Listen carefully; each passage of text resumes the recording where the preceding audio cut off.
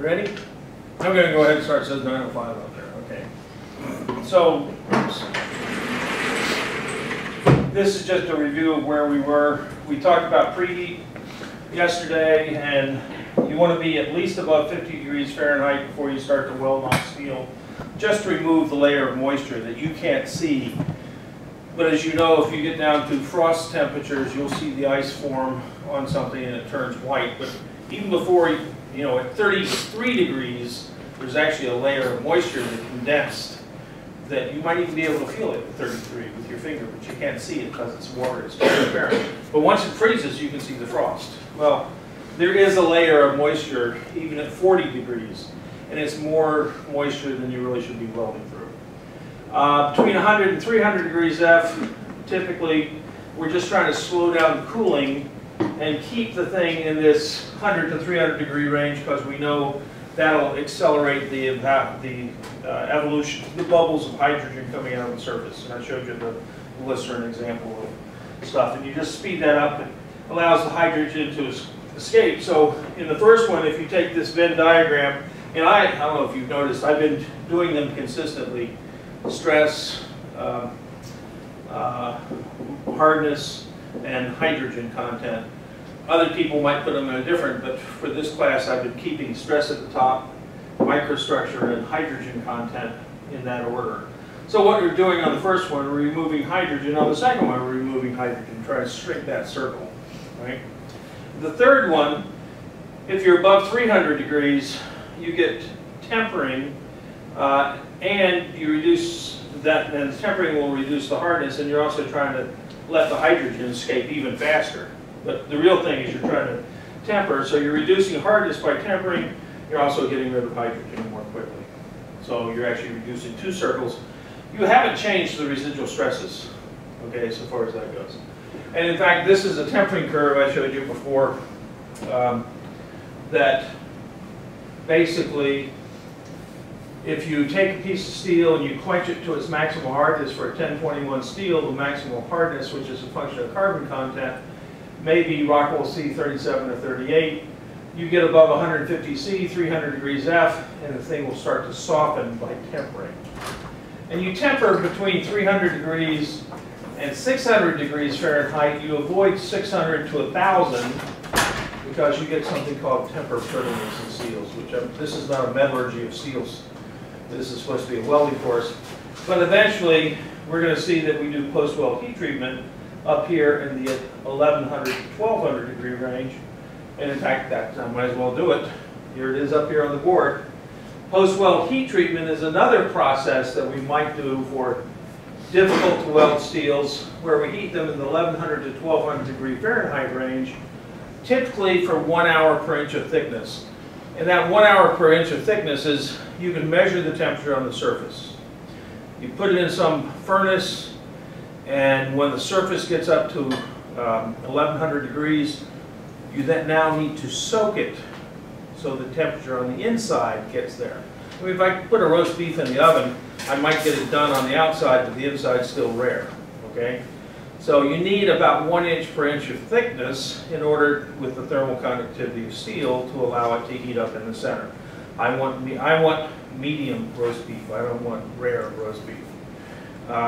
So the problem here is, for something between 1 and 3 inches, an hour per inch of thickness is about right. You start going to 10 or 12 inch thick steel, and it turns out you can sort of get away with a half hour per inch of thickness. Nowadays, they have little computer programs that will tell you exactly how long it takes to get the inside up to a reasonable temperature. But in the old days, one rule of thumb you'll often hear is 1 hour per inch of thickness. But that only applies in the couple of inches thickness range. Above that, you actually can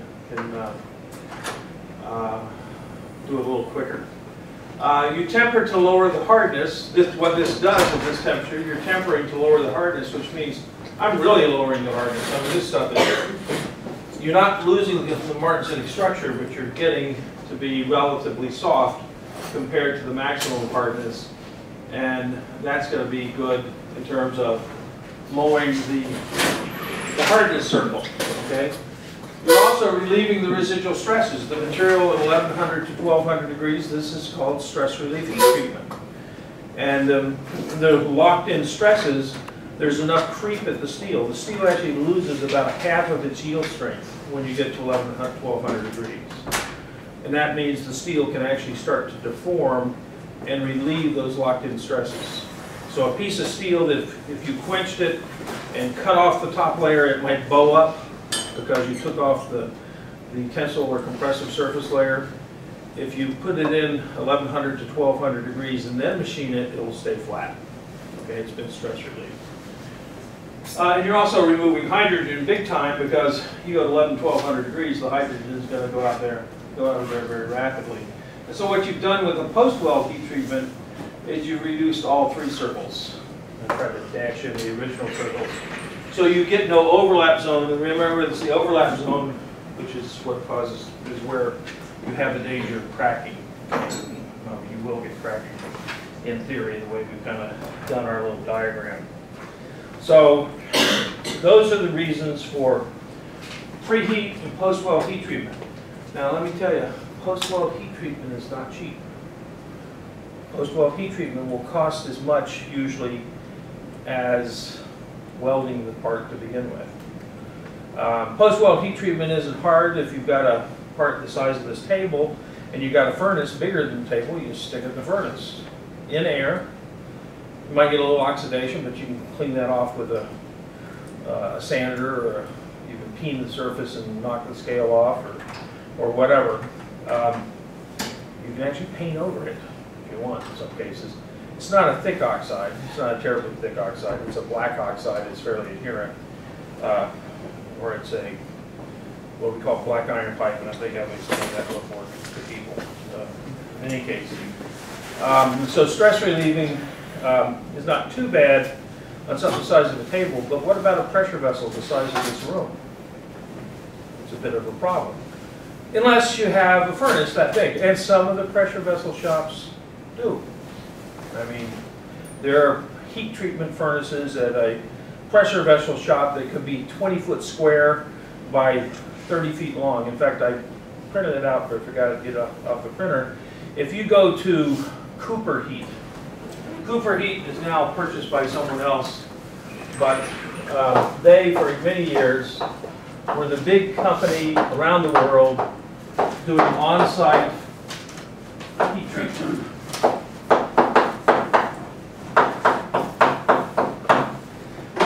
So they had a picture that I forgot to bring of a 118 foot long pressure vessel that will be stood up in part of an oil refinery. You can sort of tell all the nozzles and stuff coming off of it. Probably 3 or 4 inch thick steel. Probably going to have 100 atmospheres type of gas in it at 1100 degrees or something, whatever. But it's thick enough wall. It's all welded construction. You're going to have all kinds of residual stresses there. And if you don't do something about the residual stresses, you'll have problems.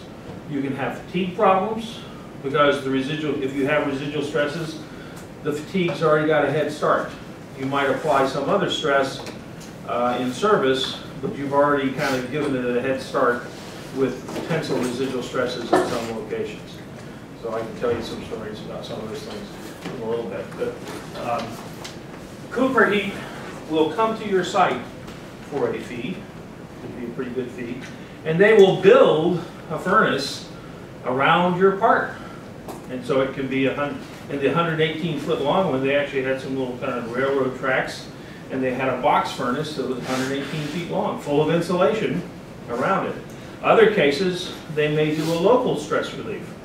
You have a nozzle and a pipe coming off a big pressure vessel, and you just have to do the nozzle.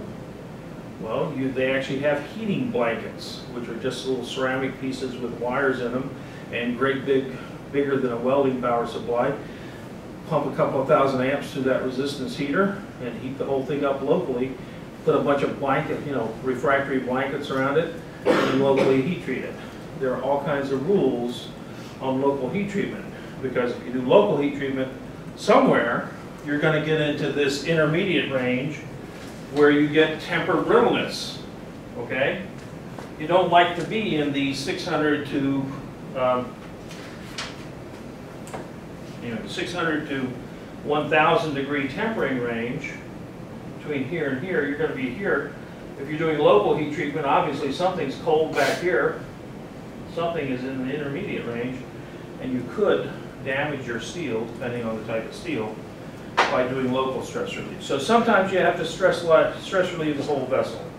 And in fact, there is really no pressure vessel so large that it can't be put in a furnace for stress relief. There are some vessels that are so large that we can't afford to do it. And one pressure vessel that is so large that we can't do a thermal stress relief is called a submarine. Okay? Now we're talking 300-400 feet long, 30 feet in diameter, and even if you could have a vessel that big, it's already got a few other things inside that don't want to go to 1,200 degrees, or you're going to destroy the insides of the ship. Okay? So you can't really put it in a furnace. Yes? Can't you still just heat treat the weld? You can locally. That's local stress relief, and you have to worry about what you're doing to everything else. Wouldn't that be more important to do the weld since it's trying to be smart in the structure? Yes, but the problem with like the submarine steel is you've already heat treated it to get a maximum strength, and you want that strength. A pressure vessel, very rarely, I'm not saying we don't use quench and tempered steels for pressure vessels, we do, but in a nuclear submarine, you're basically using all that strength for the strength of the vessel to be able to dive. So they don't use thermal stress relief. They do stress relieve the welds, but they don't do it with thermal energy. You have to go to another type of energy. What type of energy would you use? Mechanical. The first deep dive, okay, the first time you dive in that submarine and go a little extra deep, okay, deeper than you want the regular officers in the Navy to take it, but you're going to do a proof load test, and you're going to take it down deep enough that you will mechanically relieve the residual stresses, okay? So you relieve the residual stresses. It's not that we don't stress relieve the hull, but we don't do it at temperature. We do it mechanically. We do it by taking it down very low in the ocean, okay? I can't tell you how low because I can't. That would give you some idea of what maximum depth capability is, which is classified, okay? It's classified because then they know how deep to set their depth charges, okay, and things like that, okay? There are reasons for this. It's actually more operational. You can't go maximum speed at maximum depth because if anything goes wrong and you all of a sudden start going down, you can get a little too deep too quick. So your maximum speed in a submarine is at some intermediate depth or above. The maximum depths, you have to go a little slower, be a little more careful because you're walking along the edge, okay, of this thing. But anyway, so we stress relieve. But the best quality control, one of the best quality control techniques I know they use on Navy subs, and that is the top management of the shipyard has to go on that first deep dive. They may not have made the welds, but they're responsible for it. And yes, some top Navy people also have to go.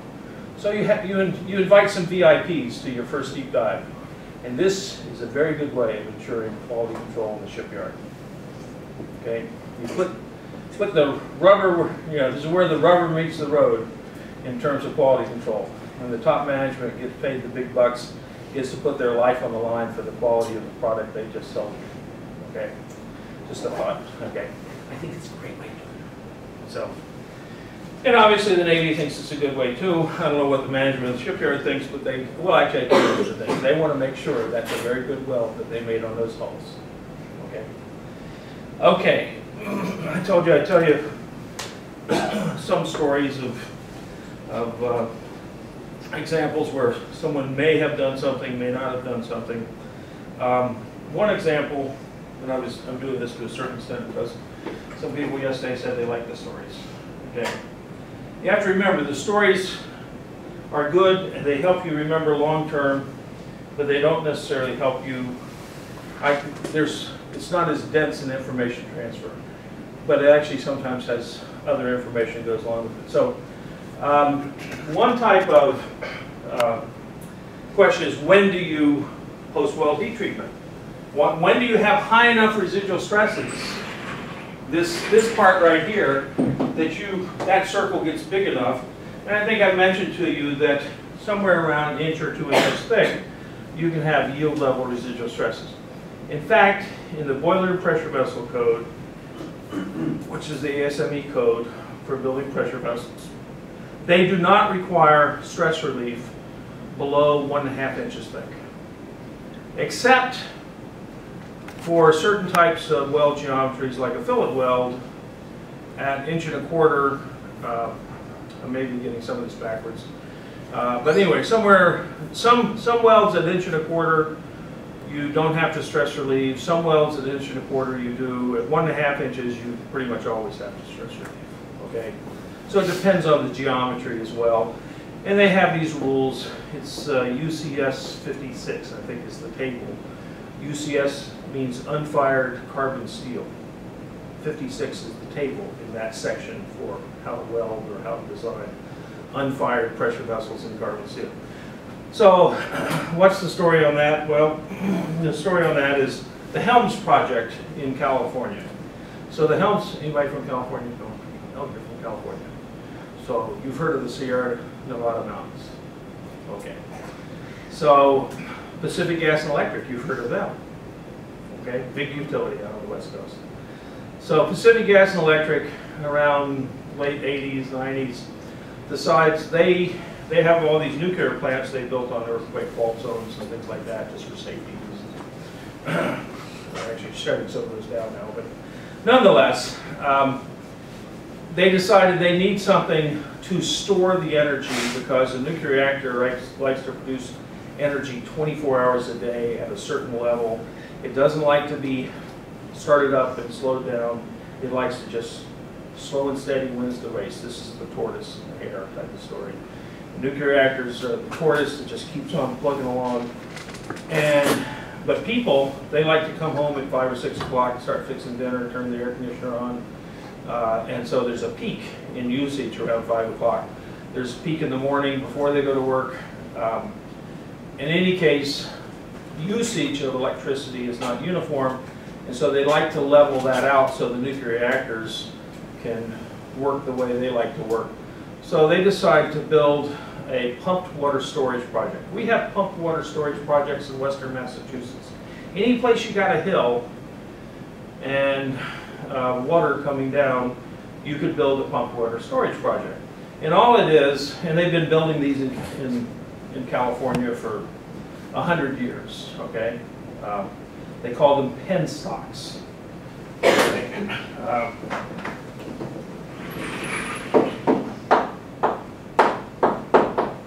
Anybody heard of a penstock before? Yeah, what's a penstock? Well, I've heard of these pump water storage things before. A penstock's just a pipe coming down the side of the mountain. So if I've got a hydroelectric plant, I got water up here, I got turbines down here, and I have to connect them. I connect them with a pipe, and that pipe is called a penstock. Okay? Some of these are pretty big. In this case, we had a lake that had already existed in the Sierra Mountains at about 8,000 or 9,000 feet. Had another lake at about 6,000 feet. And they needed to build a penstock between the two of them. For the energy requirements and the size of the lakes, they decided this should be a 22-foot diameter pipe. Okay? This is a pretty good sized penstock. And anyway, 22-foot diameter pipe and 188 psi of water. Actually, it's 188 psi at about 7,000 feet, because most of this penstock, they just blasted a tunnel right out of the rock and then lined it with steel and concrete and built this thing, and now it's supported. You don't have to have lots of structural support for it. But there was this one canyon that they had to cross, and as I remember, it was about 300 feet, or no, it was less than that. 20 plus 160 feet, something like that. So they had to cross this canyon. Nature didn't give them rock there to just tunnel through. So they came out of one tunnel, crossed the canyon into another tunnel, and they had to build a 22-foot diameter pressure vessel that would not be supported anywhere else. Well, it's convenient. Somewhere in the middle here, they could put a manhole at the bottom of this 22-foot diameter pipe, so whenever it was drained, they could take the manhole cover off, put a ladder up there, and somebody could crawl up in there and walk around in this dark tunnel. What fun, right? Well, so they were welding this 20-foot diameter pipe up in the mountains. You don't just kind of put that on a truck and carry it up to the mountains because the roads aren't there, okay? You got to build it on site. Field fabricated, 22-foot diameter pipe. This particular 22-foot diameter pipe section with the manway, the reason I remember it was about 160 feet or 140 feet or something across the canyon. Some of them were 40-foot long sections.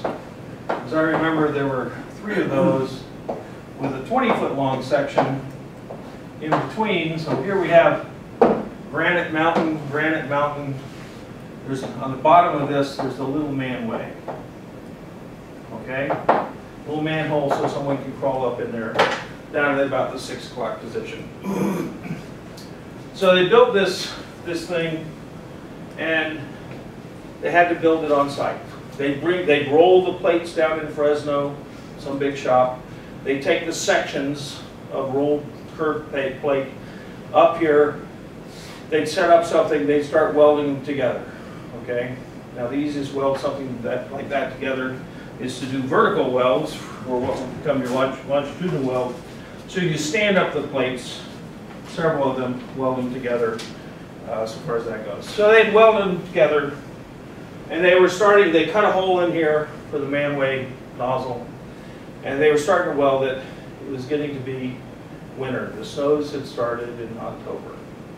It was now mid-November, and they were going to shut the whole thing down just after Thanksgiving. They wanted to shut it down before Thanksgiving, but they were a little behind schedule. And they couldn't keep it going all winter because there would be 20 feet of snow there, you know, by December. So they got the guys welding, 1.25 inch thick nozzle here, doing fillet welds on this thing. And so the fillet weld looks something like, if this is the flange, and this is the pipe coming down, I'm going to put a fillet weld in here. Okay?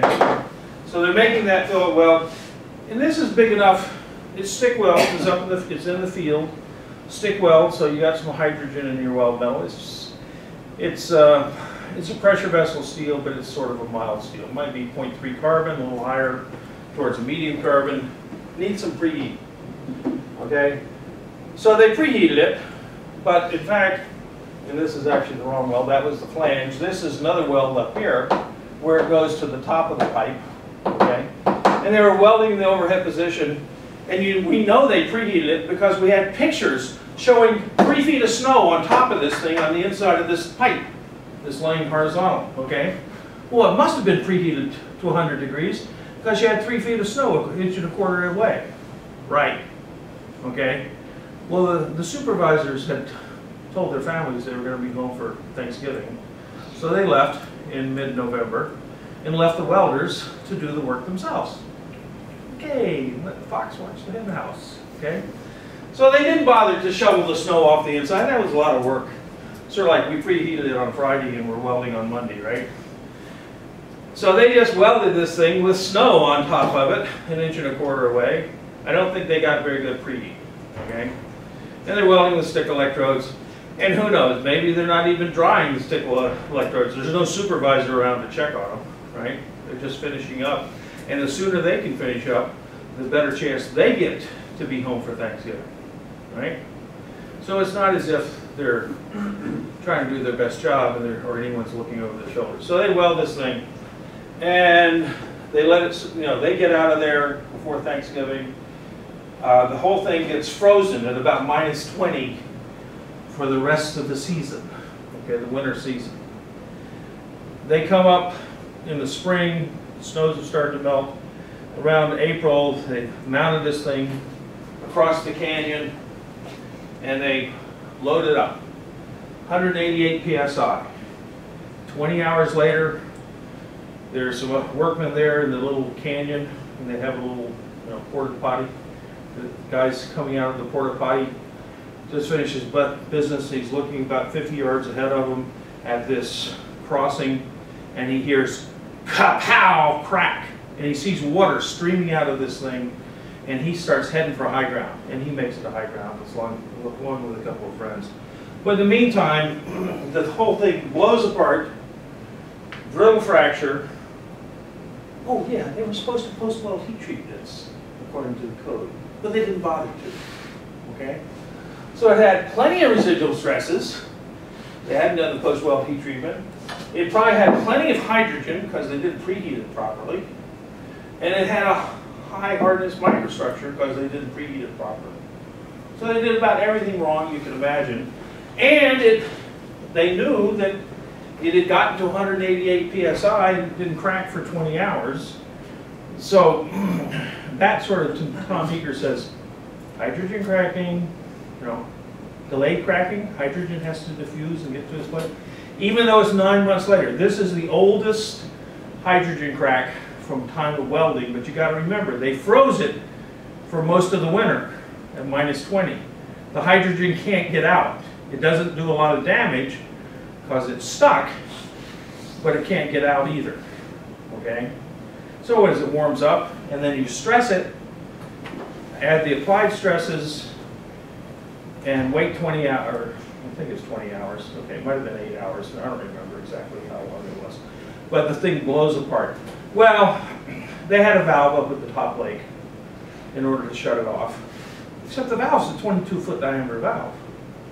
And they didn't have anybody at the top lake to do that. So these guys go hustling up there in their pickup truck. They have these dirt roads. And they get there, and it's not a small valve. It takes a half an hour to close it, okay? In that half hour, the upper lake dropped 50% of its height, and the water's coming rushing down the canyon, into the canyon, coming out of this end at 188 psi, 22-foot diameter, 4 million horsepower, okay? Hits this granite wall, erodes it away 100 feet back.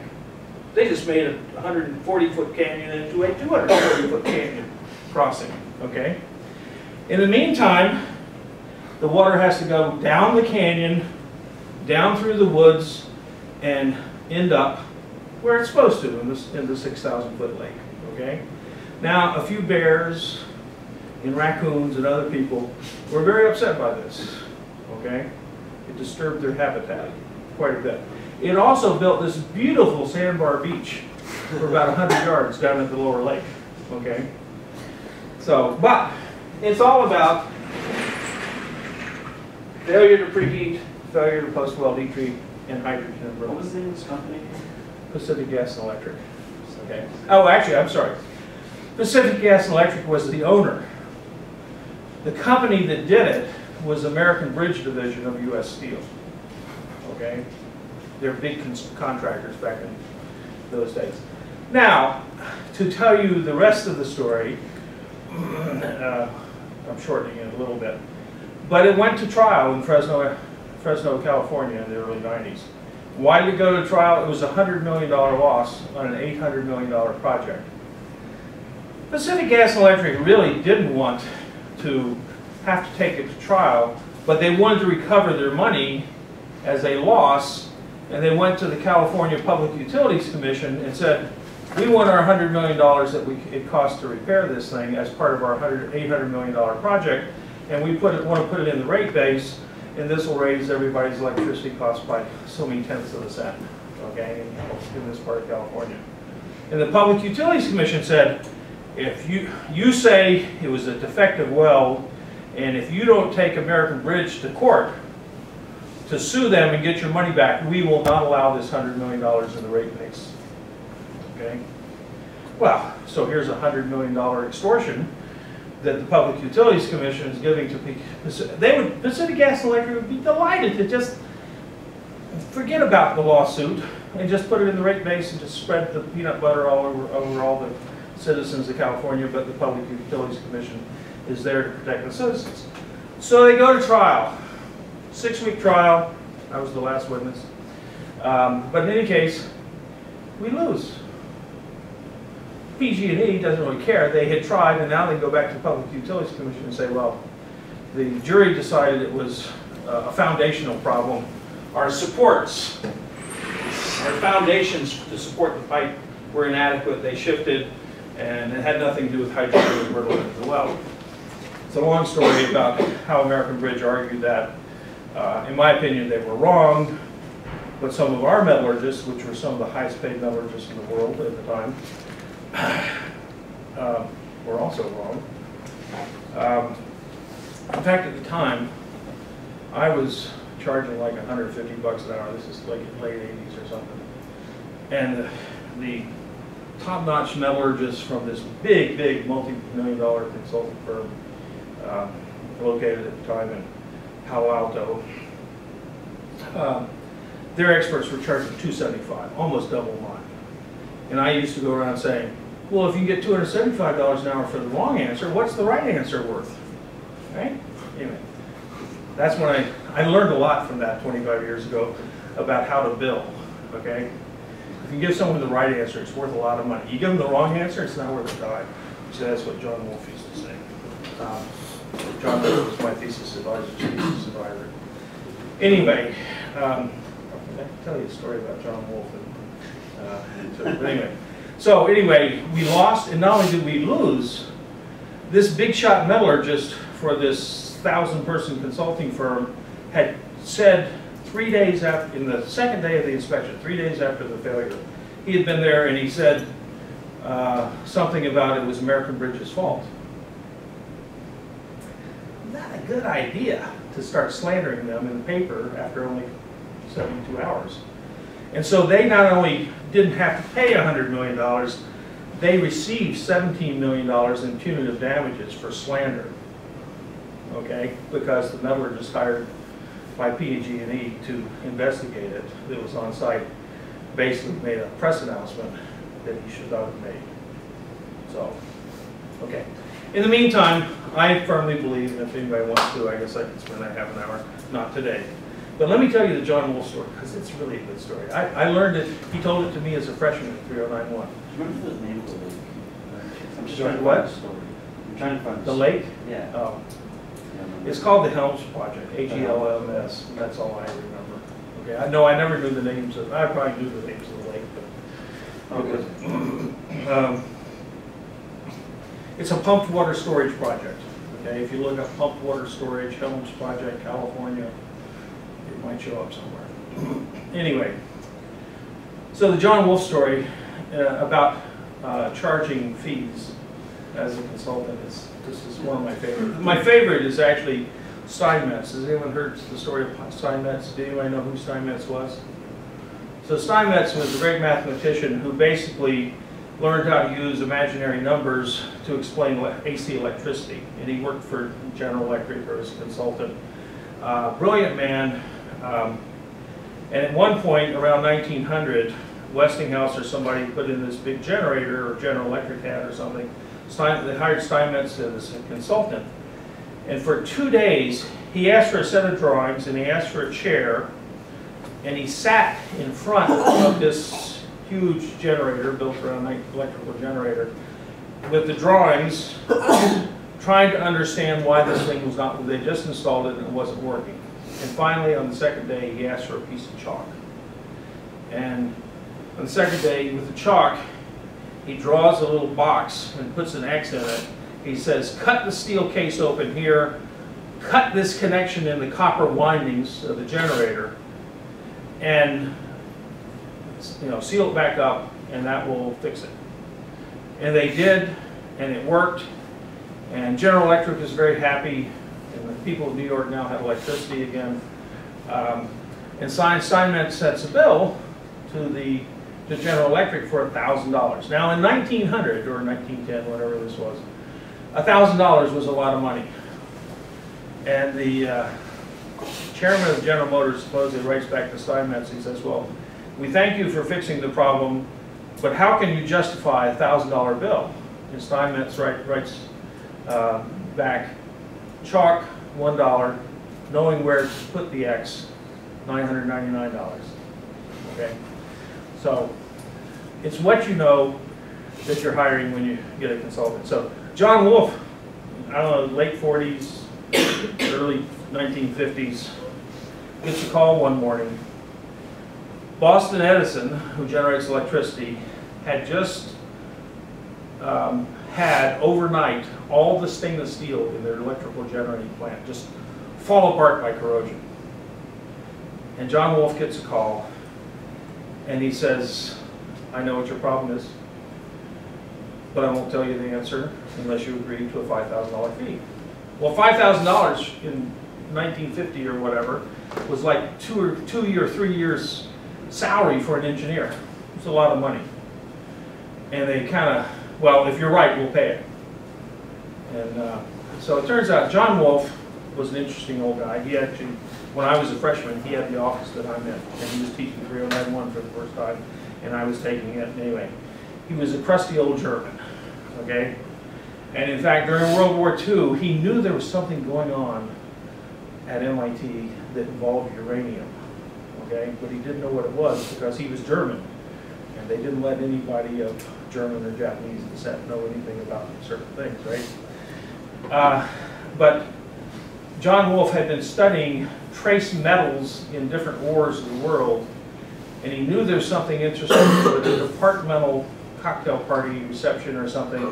One night he says, you know, there's a lot of uranium in the oil in the Balkans, okay?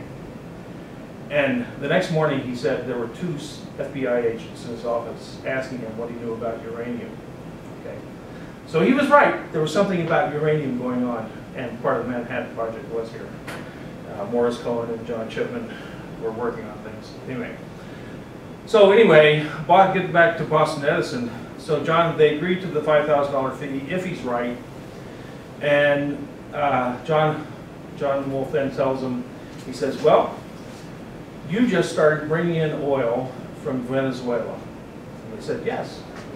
This was the first shipment of oil. They just opened up the oil fields in Venezuela.